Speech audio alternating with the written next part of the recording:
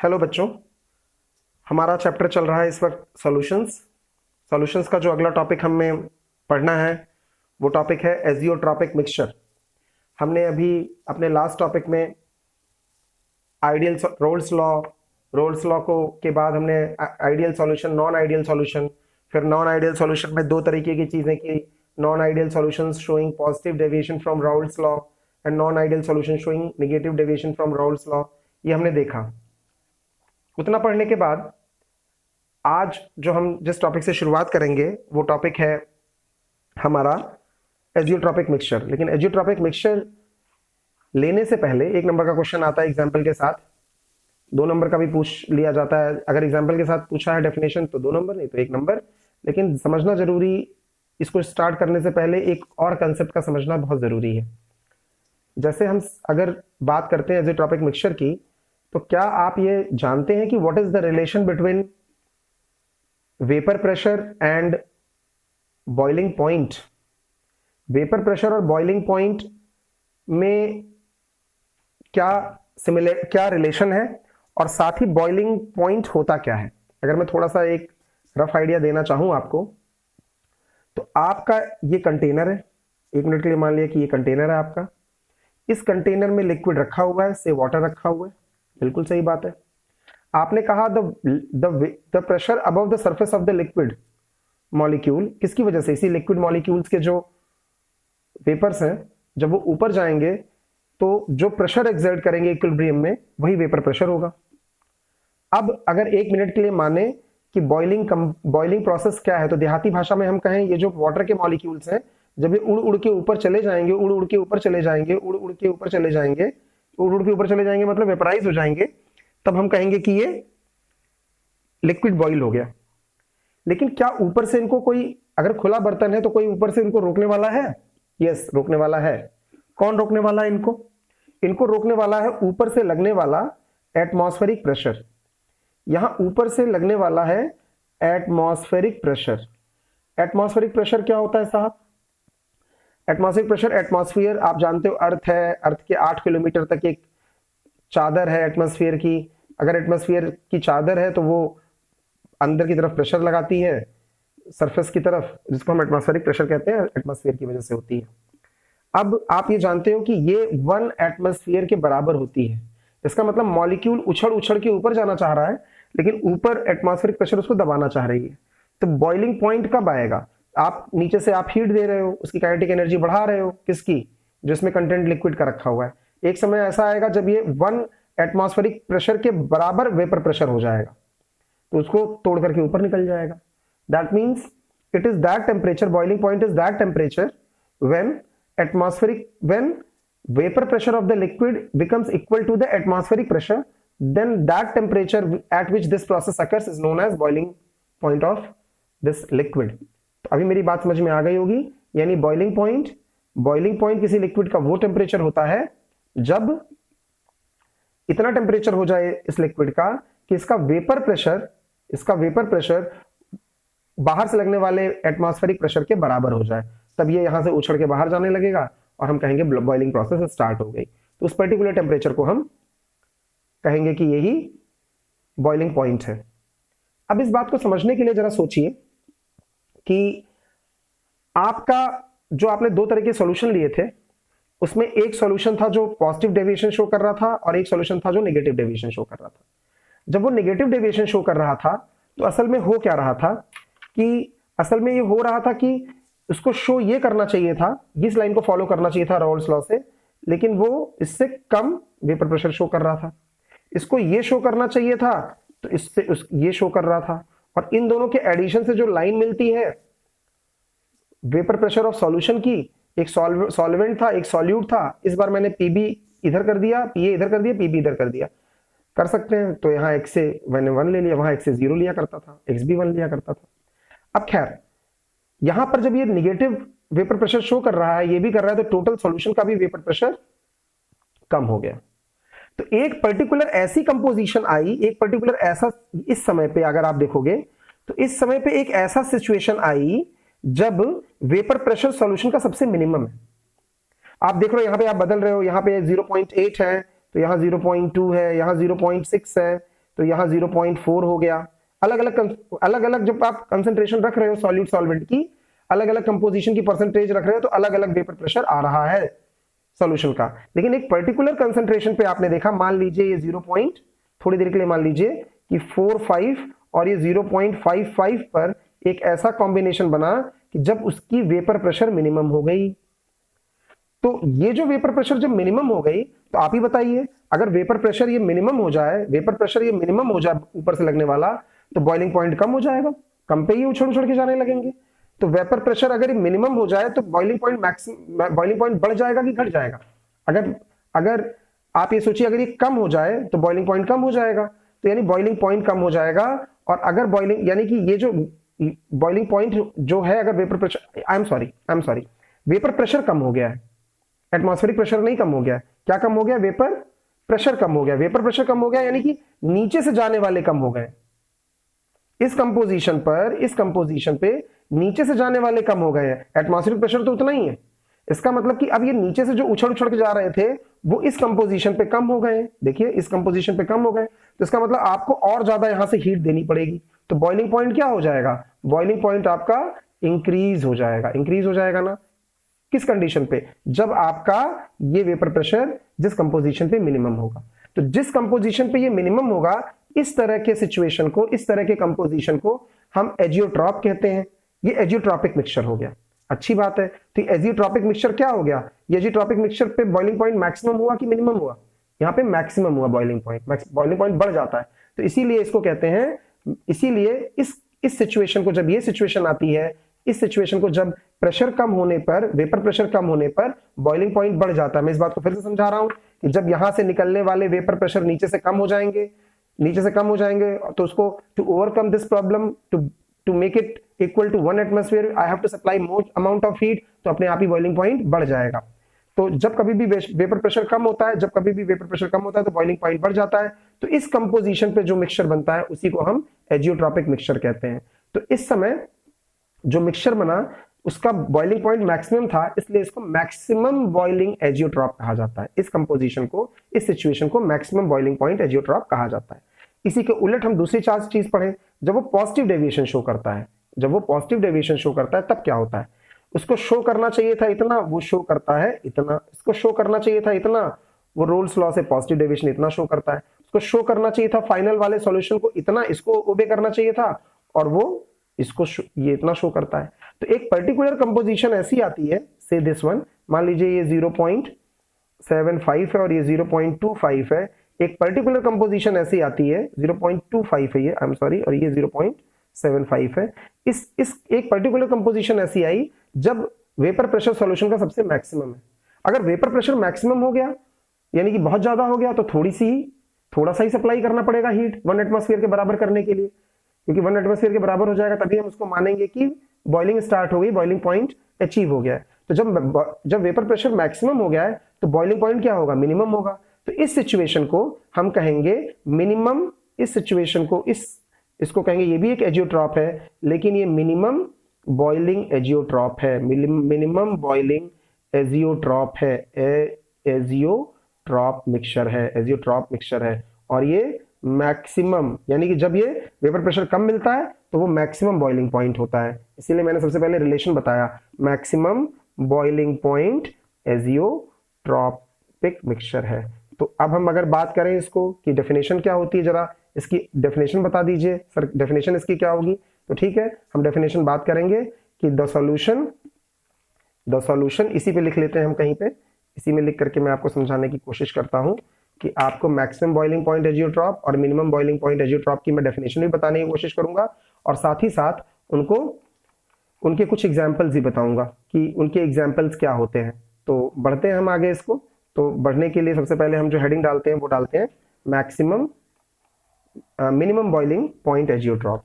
Minimum, actually हमने पहले maximum पढ़ा है, तो हम मैक्सिमम पहले लिखते हैं,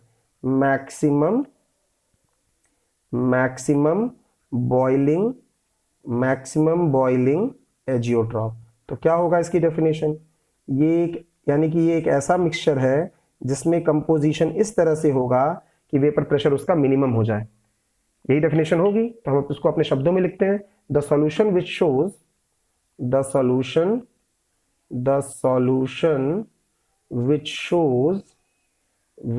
shows what? Negative deviation from Rolle's law, negative deviation from Rolle's law,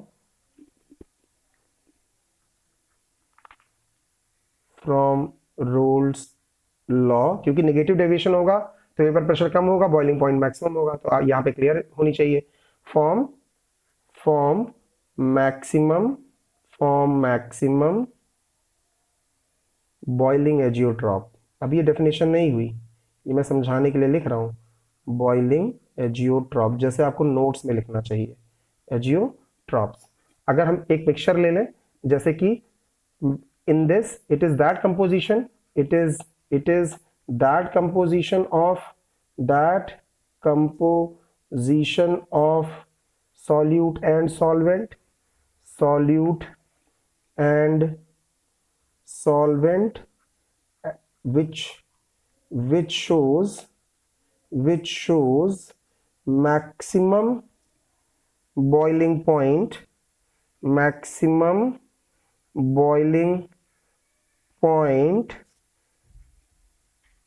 than any other composition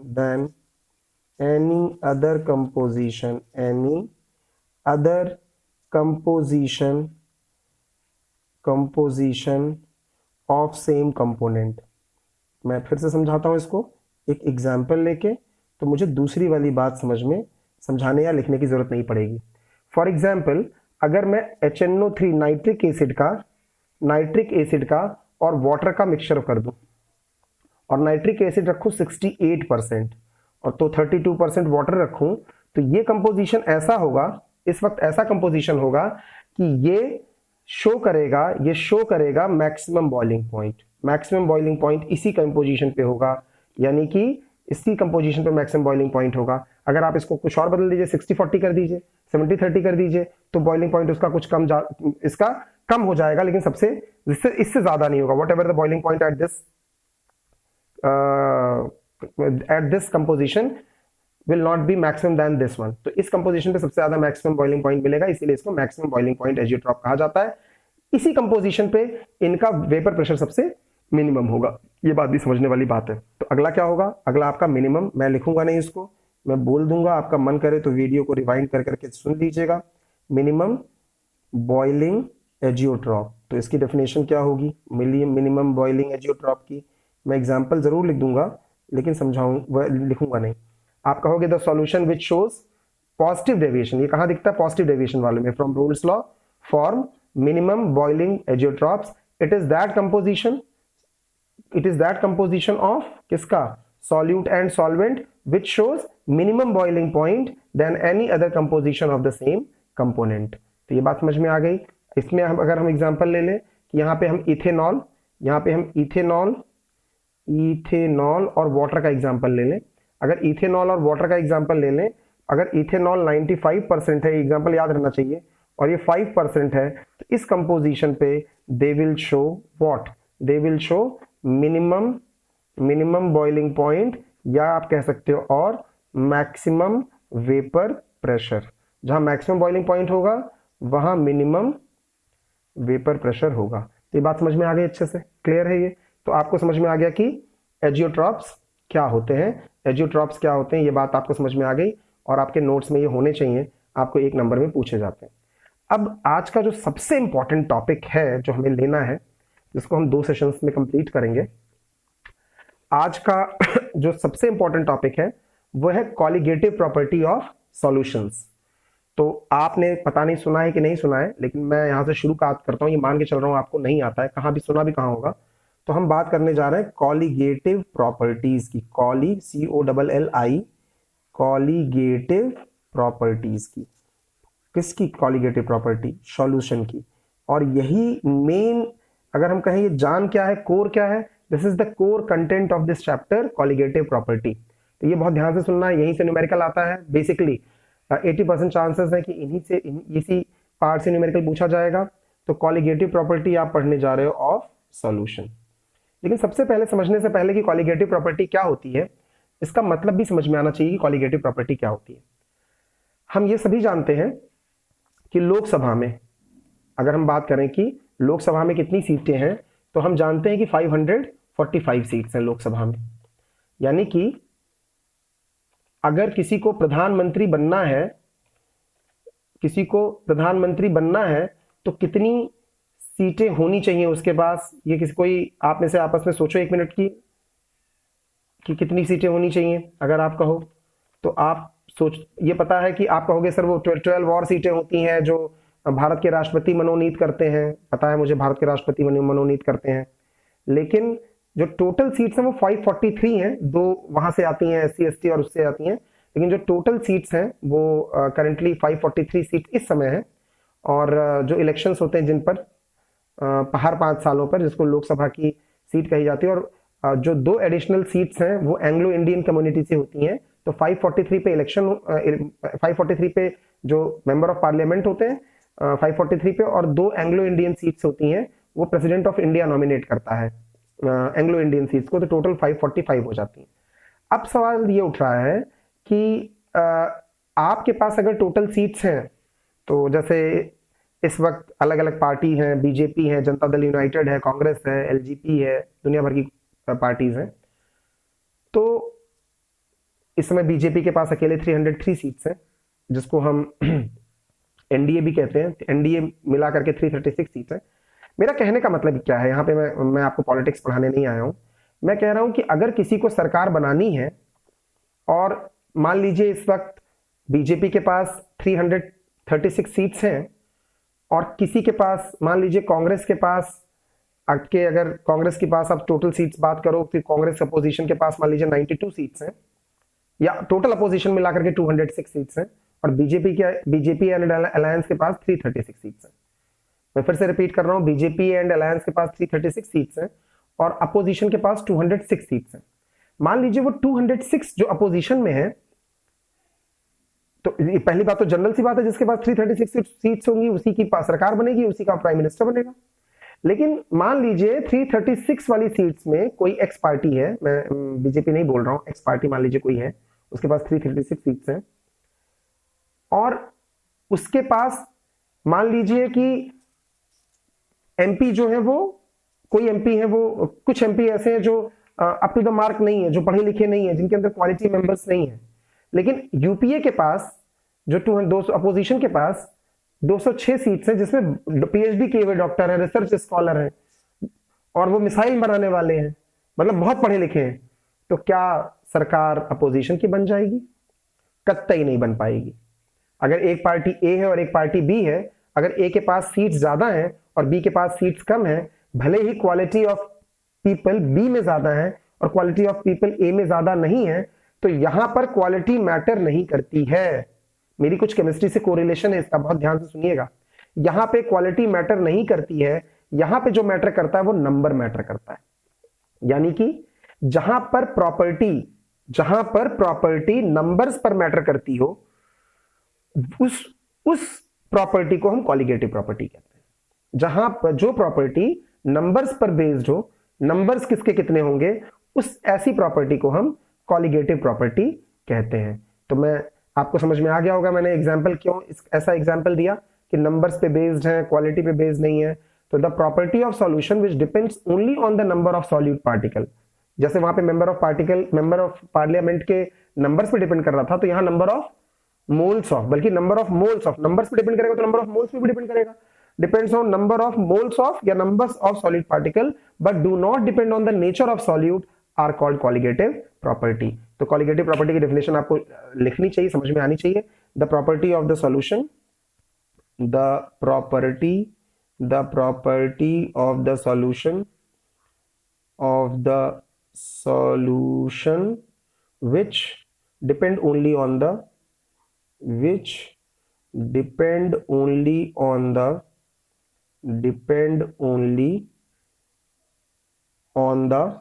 number of solute, यहाँ पे आप number of moles of solute भी कह सकते हो। अगर नंबर पे डिपेंड करेगा तो नंबर ऑफ मोल्स पे डिपेंड करेगा। क्योंकि नंबर ऑफ मोल्स तो number of atoms, number of molecules पे डिपेंड करते हैं। तो the property of a solution which depends only on the number of solute particles and do not depends on the nature of solute particle, उनकी property पे depend नहीं करता और उनके नेचर पे डिपेंड नहीं करता। Nature of the solute are called colligative property. अब सवाल ये उठता है कि कॉलिगेटिव प्रॉपर्टी कितनी होती हैं? तो देयर आर 4 कॉलिगेटिव प्रॉपर्टी। ये बहुत ध्यान से सुनिएगा, there are 4 colligative property. Solution में 4 कॉलिगेटिव प्रॉपर्टी होती हैं। मैं एक एक करके समझाऊंगा कि क्या है ये, और इसी पे हमें पढ़ना है। तो जो पहली कॉलिगेटिव प्रॉपर्टी है उसका नाम है relative lowering in vapour pressure. Relative lowering in vapour pressure. जो दूसरी कॉलिगेटिव प्रॉपर्टी सॉल्यूशन की होती है उसको कहते हैं elevation in boiling point. Elevation in boiling point. जो तीसरी कॉलिगेटिव प्रॉपर्टी है वो है depression in freezing point. Depression in freezing point. और जो चौथी कॉलिगेटिव प्रॉपर्टी है वो है osmotic pressure. Osmotic pressure. Bio वाले बच्चे ऑस्मोसिस जानते हैं, फिर भी मैं बताऊंगा ऑस्मोसिस क्या होता है। तो ये 4 जो है वो कॉलिगेटिव प्रॉपर्टी हैं।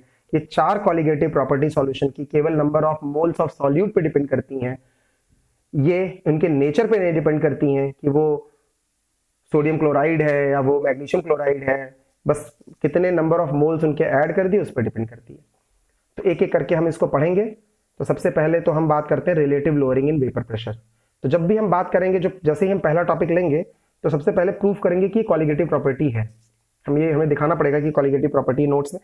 तो हम ये दिखाएंगे कि relative lowering in vapour pressure is directly proportional to the number of moles of solute. अगर number of moles of solute पे डिपेंड करता है। अब आप समझते हैं कि जो नंबर ऑफ मॉलिक्यूल्स है वो number of moles of solute पे डिपेंड करता है, और अगर number of moles of solute पे डिपेंड करता है तो किस पे? मोल फ्रैक्शन ऑफ सॉल्यूट पे डिपेंड करता है।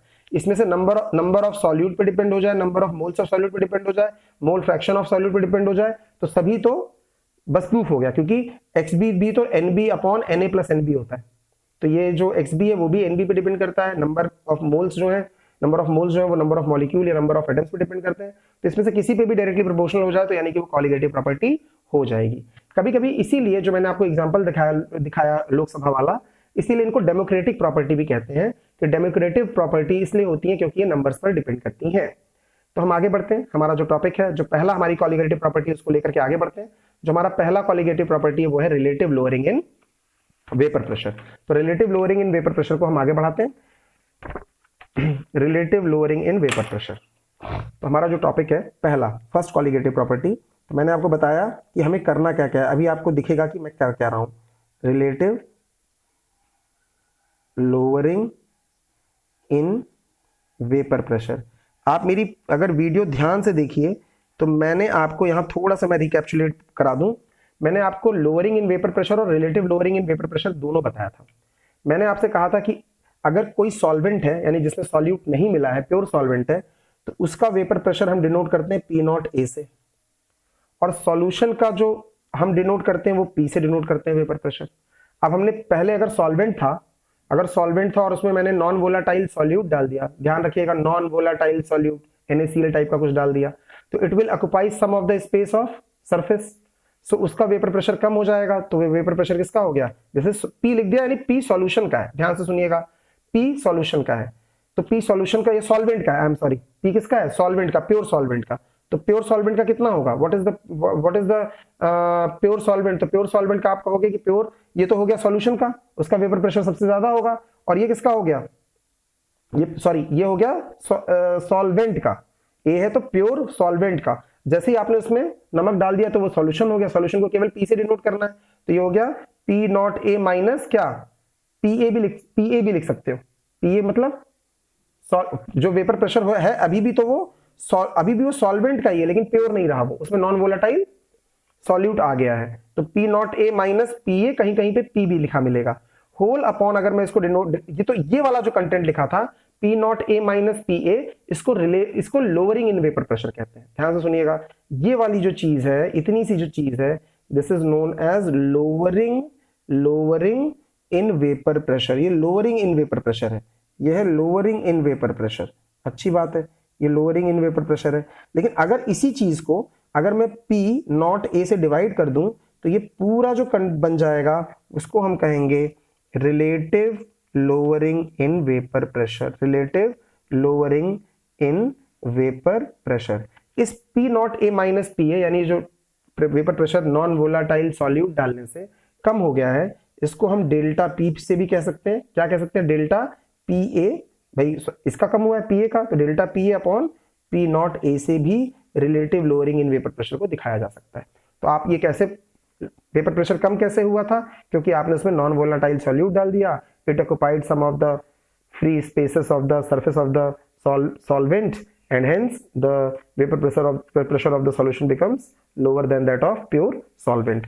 तो अब लेकिन अब ये हमें समझाना है कि किस तरह से ये आया था। तो आप अगर पुराने वीडियो अगर आप देखे होंगे आपने, तो आपने देखा होगा कि हमारा एक एक्सप्रेशन आया था कि since we know that since delta P A upon P naught A is equal to, मेरा आया था एक्स ए एक्स बी आया था। आपको अगर पुरानी वीडियो देखे तो ये आया था, अगर आपको याद हो तो।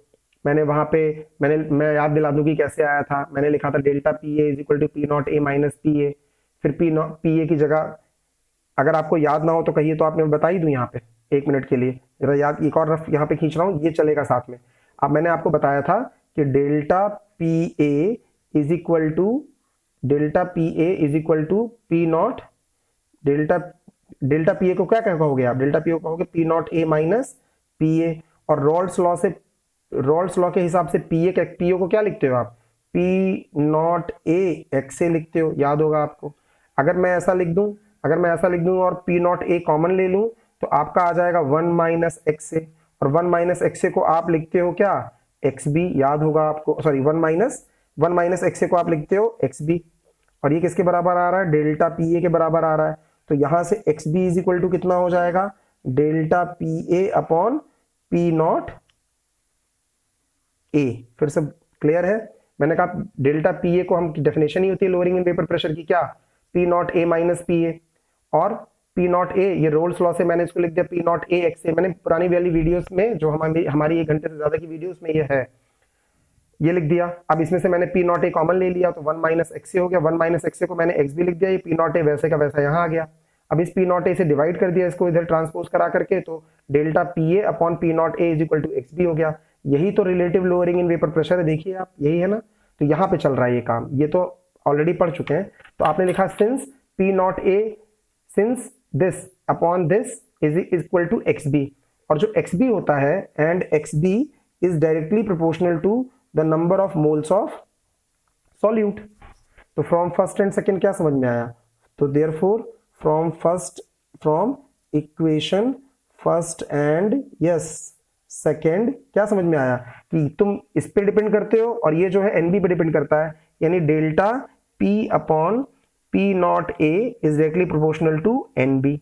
और अगर कोई number of moles of solute पे डिपेंड करता है तो इसका मतलब आप साहब, ये जो relative lowering in vapour pressure है, this implies that relative lowering in vapour pressure is a relative lowering in vapour pressure, lowering in vapour pressure is what?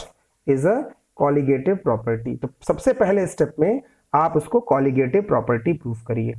जैसे ही वो कॉलिगेटिव प्रॉपर्टी प्रूफ हो जाए तो अगले स्टेप में एक ही, ये बाइनरी सॉल्यूशन है, इसमें जो सॉल्वेंट है वो नॉन वोलाटाइल है। तो अगले ही स्टेप में आप कैलकुलेट करिए उसका मोलर मास, यानी कि अगला जो टॉपिक पढ़ना है, इसी हायरार्की में चारों चलेंगी। सबसे पहले आप प्रूफ करिए कि वो कॉलिगेटिव प्रॉपर्टी है। अगले में हम डिटरमिन करेंगे determination of molar mass of solute from relative lowering in vapour pressure. तो यानी कि इसी पे बेस्ड हम अगला जो हमारा टॉपिक होगा डिटर्मिनेशन ऑफ पार्ट बी, इसी का डिटर्मिनेशन ऑफ क्या? मोलर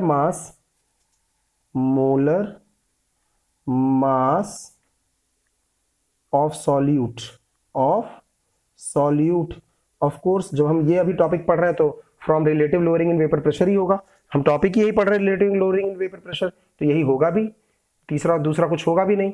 तो आपको मोलर मास पता करना है किसका, सॉल्यूट का। तो मैं आपको कुछ बात बता दूं, अगर कहीं पे भी WA लिखा हुआ है तो इसका मतलब amount in gram of solvent, अगर कहीं पे भी WB लिखा हुआ है इसका मतलब amount in gram of solute, अगर कहीं पे भी MA लिखा है यानी मॉलिक्यूलर वेट ऑफ सॉल्वेंट, और अगर कहीं पे भी MB लिखा है तो मॉलिक्यूलर वेट ऑफ सॉल्यूट। सुन लीजिए ध्यान से, amount in gram of solvent, amount in gram of solute, molecular mass of solvent, molecular weight of solute. खैर हमें अभी भी आया है इक्वेशन, अभी भी हमें मिला है since delta P A upon P naught A is equal to, साहब एक्स बी आया है कि नहीं आया? सर आया, एक्स बी बिल्कुल आया। अगर एक्स बी आया है तो क्या हम यहां पे लिख सकते हैं delta P A upon P naught A is equal to, X B की डेफिनेशन क्या होती है sir? N B upon N A plus N B होता है। अच्छी बात है। अब अगर मैं बात करूं, इसको बार बार नहीं लिख रहा हूं, ये समझ लीजिए इधर लिखा ही हुआ है, एनबी को मैं लिखूं नंबर ऑफ मोल्स, तो नंबर ऑफ मोल्स में कई बार पढ़ाते आ रहा हूं कि नंबर ऑफ मोल्स होता है amount in gram upon molecular wait.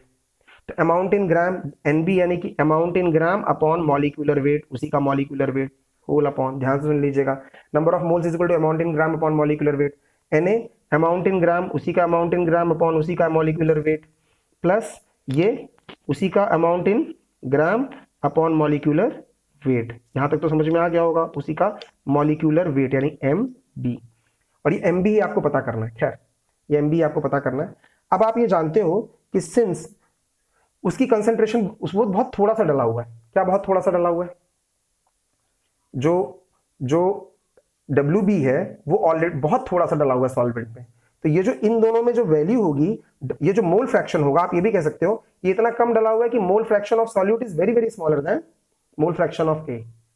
तो यही लिख देना चाहिए था कि सिंस मोल फ्रैक्शन ऑफ क्या, mole fraction of B is very very less than mole fraction of A, क्योंकि बहुत छोटी अमाउंट में है, this implies that W B by M B is very very less than W A by M A. यानी मान लीजिए ये 100 है तो ये होगा 0.009 या 0.09, तो इसकी एग्जिस्टेंस कोई माने ही नहीं रखती है। इसका मतलब ये जो सम है ये क्या हो जाएगा साहब, ये जो सम है this can be neglected, this implies that ये बहुत कम है। इसका मतलब W A upon M A, W B upon M B,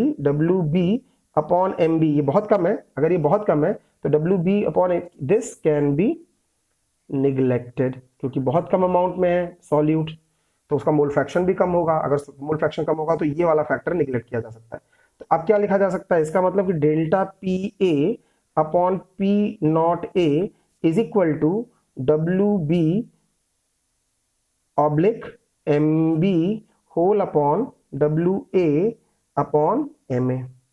अगर मैं इसको रेसिप्रोकल करके मल्टीप्लाई करूं तो मेरे पास आ जाएगा W B multiplied by M A whole upon W A multiplied by M B.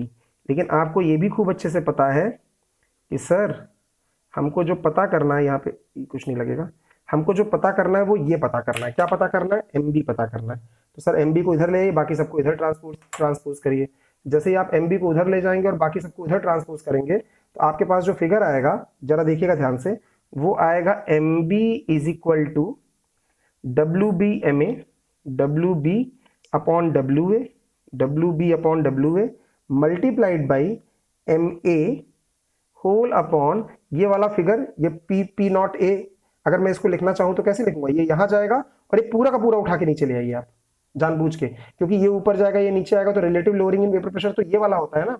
आप जानबूझ के इसको ले आइए तो आपके पास आ जाएगा delta P A whole upon, ये पूरा उठा के मैं नीचे ले आया, पी नॉट ए। ये जो मैंने ब्रैकेट बंद किया यही relative lowering in vapour pressure है। अगर ये relative lowering in vapour pressure है तो ये आपका एक्सप्रेशन मिल गया जो आपको याद रहना चाहिए अच्छे से। इसी पे न्यूमेरिकल आएगा, खूब अच्छे से याद कर समझ ले जाइए इस बात को। तो यहाँ पे M B is equal to W B यानी weight of solute, W A यानी weight of solvent, M A यानी मॉलिक्यूलर वेट ऑफ सॉल्वेंट, और ये relative lowering in vapour pressure का एक्सप्रेशन है। तो ये आपका यहाँ कैलकुलेशन ऑफ एम बी हो गया। यहां से एक चीज और पता लगती है, ये आपकी colligative property, relative lowering vapour pressure. मैं हर बार दिखाऊंगा कि कॉलिगेटिव प्रॉपर्टी जो होगी वो हमेशा मॉलिक्यूलर वेट के इनवर्सली प्रोपोर्शनल होगी। तो here what is to be noted कि यहां पे relative lowering in vapour pressure is inversely proportional to किसके, proportional to molecular weight of solute. तो ये हमेशा इस बात को पूछा जाएगा कि ये क्या क्या होता है। इस पे बेस्ड जो न्यूमेरिकल होंगे वो हम करेंगे। हम अपने अगले सेशंस में, जो हमारा अगला सेशन होगा, उसमें हम elevation in boiling point, depression in freezing point और ऑस्मोसिस लेंगे। आज के लिए बस इतना ही। आपका दिन शुभ हो। धन्यवाद।